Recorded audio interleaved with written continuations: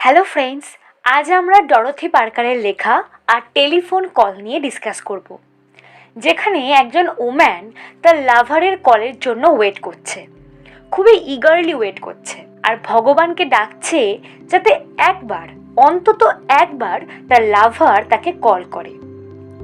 এটা হয়তো অনেকেই ফেস করে থাকবে, যখন একজনের সাথে তার লাভারের ডিস্টেন্স তৈরি হয় বা লাভার তাকে ইগনোর করতে থাকে, তখন সে প্রতি মুহূর্তে এটাই প্রে করতে থাকে যে তার লাভার তাকে অন্তত একবার মেসেজ বা কল করুক।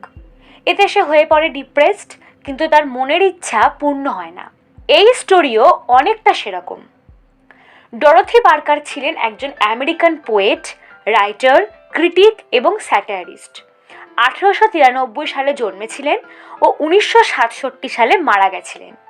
ওনার প্রথম হাজব্যান্ডের নাম এডউইন পন্ড পার্কার। তিনি ফার্স্ট ওয়ার্ল্ড ওয়ারে যোগদান করলে 1928 সালে ডরোথি ডিভোর্স ফাইল করেন। এদিকে 1930 সালে আর টেলিফোন কল পাবলিশ হয়। I am not sure, but সম্ভবত ওনার হাজব্যান্ডের সাথে দূরত্ব হওয়ার কারণেই এই স্টোরিটা লেখা। কারণ ওনার হাজব্যান্ড ফার্স্ট ওয়ার্ল্ড ওয়ারে যোগদান করার পর ডিভোর্স, আর তারপর এই স্টোরি পাবলিশ হওয়া কিছুটা তারই ইঙ্গিত দেয়। তো চলো বেশি ডিলে না করে আমরা স্টোরিটাকে ব্রিফলি জেনে নিই। একজন ইয়াং ওম্যান ওয়েট করছে তার লাভারের কল আসার জন্য।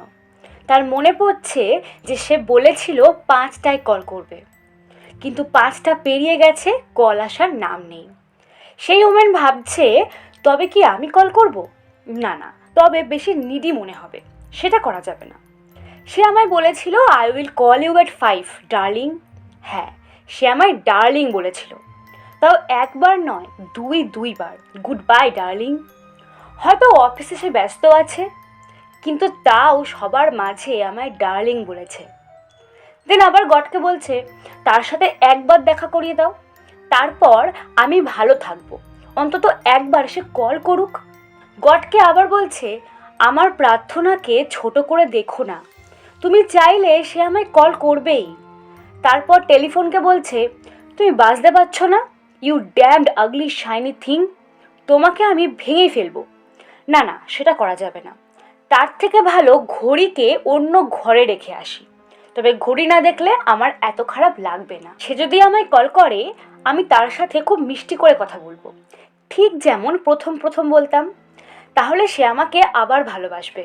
আমার মনে হয় সে এখনো অল্প হলেও আমাকে পছন্দ করে, নয়তো আমায় ডার্লিং বলতো না। যদি সে আমায় কল না করে, আমি বুঝবো গড আমার উপর রেগে আছে। আচ্ছা, হয়তো সে কল না করে ডিরেক্ট আমার কাছেই আসছে, আর যদি এসে দেখে আমি কাঁদছি, খুব কষ্ট পাবে। দুঃখে ভরা মানুষদের কেউ পছন্দ করে না। যদি সে আমার মতোই এত কষ্ট পেত, কাঁদতো, ভালো হতো, বুঝতো আমার কত কষ্ট হয়। রাস্তায় আস্তে আস্তে কিছু হয়ে যায়নি তো, মারা যায়নি তো? না, সে মারা যেতে পারে না। মারা গেলে ভালোই হতো। সে মারা গেলে আমার কাছে আসবে কি আসবে না এসব নিয়ে চিন্তা হতো না, শুধু সুন্দর মুহূর্তগুলোই মনে পড়তো। না, এমন কি করে ভাবছি আমি?